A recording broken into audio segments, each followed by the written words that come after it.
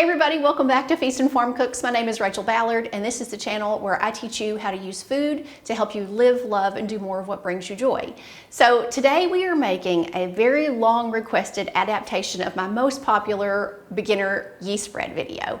Now, I'm going to bring this to you with a couple of warnings, and the first one is that I don't really define eating white bread as part of a food as medicine lifestyle, and I can promise you that I did not get out of my wheelchair eating cinnamon rolls. So I also understand that not everyone starts in the same place, not all of us need the same diet, and if you're going to eat cinnamon rolls, I would much prefer you made them yourself rather than getting them out of a can or something like that. So we have to remember that there is not a level of perfection that comes with trying to improve your health. But I will say that if you're here because you have an autoimmune disease or you have something very complicated like I do, please keep in mind that this is not me endorsing your life on cinnamon rolls and bread. Okay, so I absolutely do not eat any cinnamon rolls, I don't eat any bread, and I don't eat grains, in fact, including rice or quinoa or any of those things either. But I'm also a very good baker, and that was part of my life before I got sick. So for those of you who still love bread, I still want to be able to bring you some options. Let's make these delicious cinnamon rolls. So we're going to start this recipe with 3½ cups of bread flour. I use King Arthur bread flour that's unbleached for all of my recipes. And we're going to use rapid rise instant yeast here because a lot of times you all have asked me, well, what do I do with instant yeast if I don't have active dry? Please check your expiration date on the back of this. This is really simple to do, but just a couple of tips. Make sure that your flour is warm. Everything you're using needs to be room temperature or warmed if it's cold. So if you keep your flour in the freezer, make sure it's out and at room temperature and that your egg is at room temperature along with your warm water that we'll use. So just dump that yeast into the flour, and then we're going to go ahead and just put everything else in essentially. So there's that warmed room temperature large egg. We're going to put that in. And then we're going to go in with a couple of tablespoons of oil. Now I'm using avocado oil here. All of the measurements for this recipe will be in the description box, okay? And this is sugar, and I'm using organic cane sugar here, but you could probably get by with honey if you wanted to. And then we're going to add, our water. So this is a cup of room temperature water. And then we're going to put in our salt. I put that in last to keep it from interacting directly with the yeast. It can impede the rise, so we just put it in toward the end. And then we're going to whisk all of this together, start up with your fork. Now what you're going to see happen here is what happens with bread, in that this batch is very dry compared to my original bread recipe that we're basing this off of. It's the same recipe, but the day I made this, it just was a lot drier. The air was drier. My flour didn't have as much humidity in it. So you're going to see me have to work with this dough, and everybody notice how much stronger my hands are here compared to what they were in that old video. I have done so much healing with my health since then that I can actually knead that bread. So I'm proud of that. So we're going to just knead this around, and as usual, I am not going to speed this video up too much so that you can get a feel for what we need to do. If you'll just knead it in the bowl, it will pick up the rest of that flour, and it's going to make a slightly stiffer dough, but it doesn't make it dry, or it doesn't cause a problem for the cinnamon roll in the end. So we're just going to knead that in, keep working with it. I was determined to get that flour to pick up out of the bottom of that bowl. Okay, decent enough. Pretty stiff, but decent enough. I'm going to spray it with some avocado oil just to keep it from forming a skin. And I find that instant yeast takes forever to rise. So this was like 2.5 hours of work to get it to rise. And even then, it did not get as pillowy as I enjoy from my active dry yeast, but it still works. And you will see that it still works. So now we need to do the kneading. And with this dough being drier, it is a little bit more stiff than our regular version, and it won't need as much flour to get it to come together.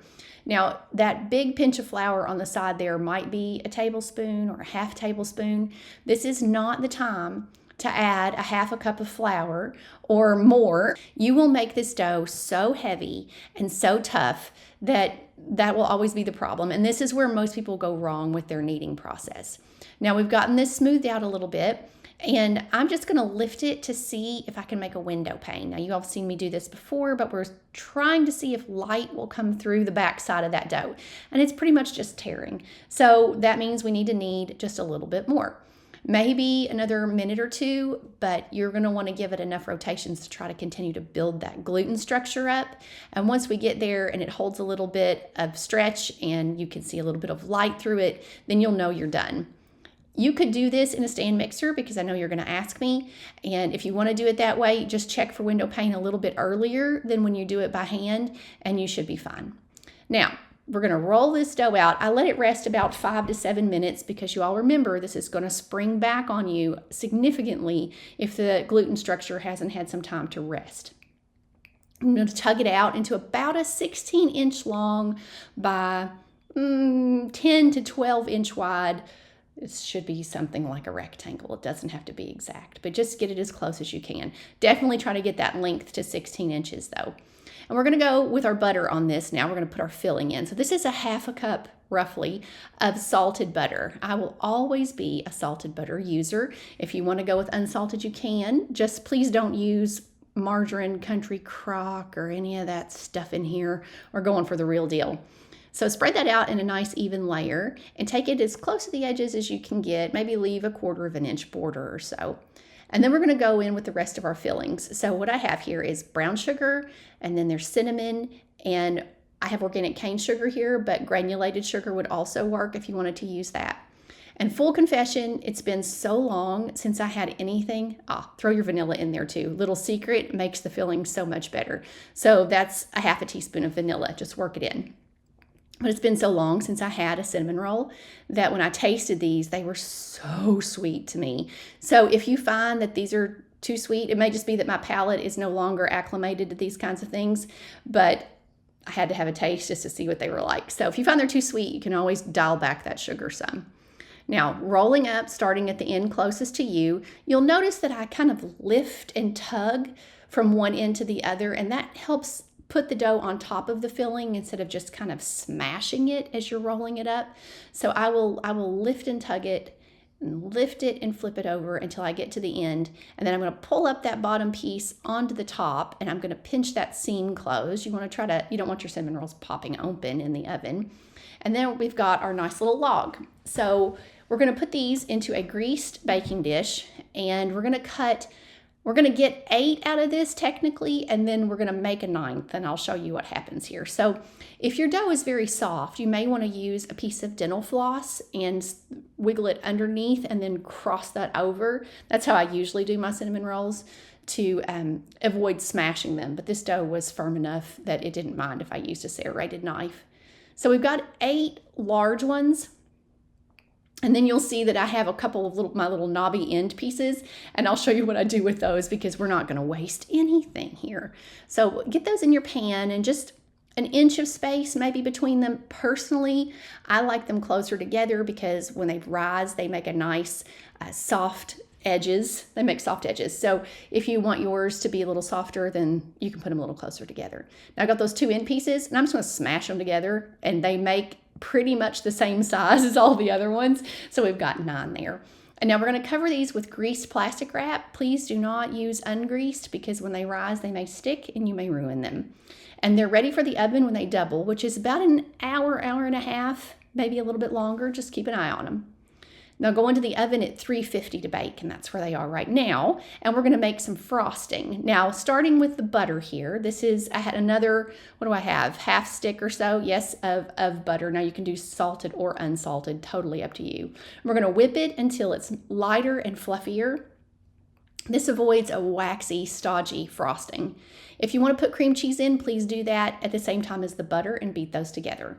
And then you'll add your powdered sugar and your vanilla, and you'll give that another beat. It's going to be quite stiff, but you can add some milk, a couple tablespoons at a time, until you get the entire mixture thinned out.